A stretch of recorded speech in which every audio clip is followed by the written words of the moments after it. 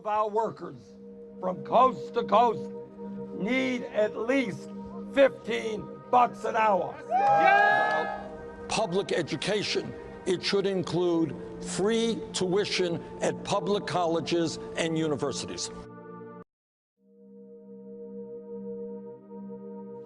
Bernie Sanders, a Democratic socialist, could mislead our country with his unrealistic ideas, causing more harm than good. Free college, healthcare for all, increasing minimum wage, and redistributing the wealth, in theory, all sound like great ideas for our country. However, pushing these socialist views can cause national debt, taxes to skyrocket, and ultimately a failing country. Bernie Sanders graduated from the University of Chicago and has been the Senator of Vermont. Sanders is going to be a staggering 75 years old, which proposes the question, how old is too old to run our country? Bernie's campaign website pokes at the successful, hardworking Americans that their greed has got to end. By taking from the rich and giving to the poor, he plans to load on hefty taxes. Bernie's ideology portrays a socialist utopia that is not realistic. His plan requires massive tax increase, for example, a progressive estate tax on the top 0.3% of Americans who inherit more than $3.5 million, according to his website. Bernie's ideas would add $14 trillion to the national debt from Medicare alone. Nothing is free. Free college is paid for through our taxes. Bernie Sanders' plan is too good to be true and contains many negative side effects. I will be the greatest jobs president that God ever created. I tell you that.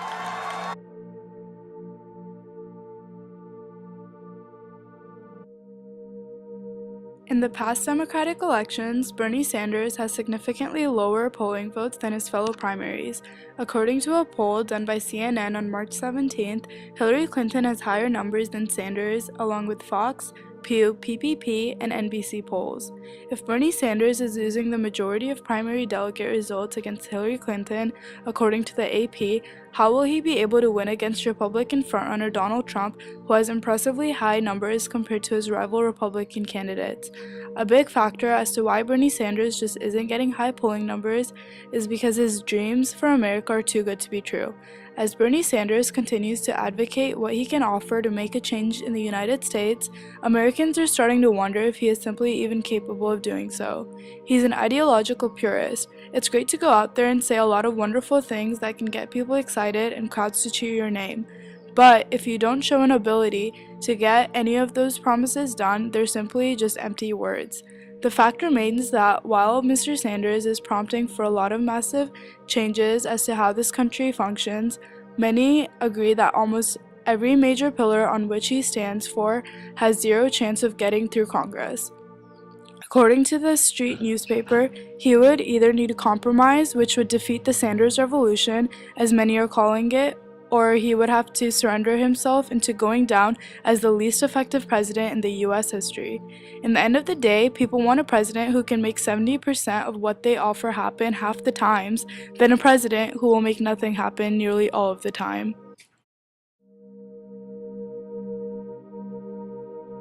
Sanders proposes that he in office would create millions of jobs as well as raise minimum wage in the process. His claims, although idealistic to nearly every American, remain completely and utterly unrealistic. According to Forbes magazine, when minimum wage rises, even a few dollars, let alone a 15, jobs are automatically lost, immediately debunking Sanders' utopian-like goals. How would they be lost? You tell me how a company would be able to pay for its already existing employees with the same budget.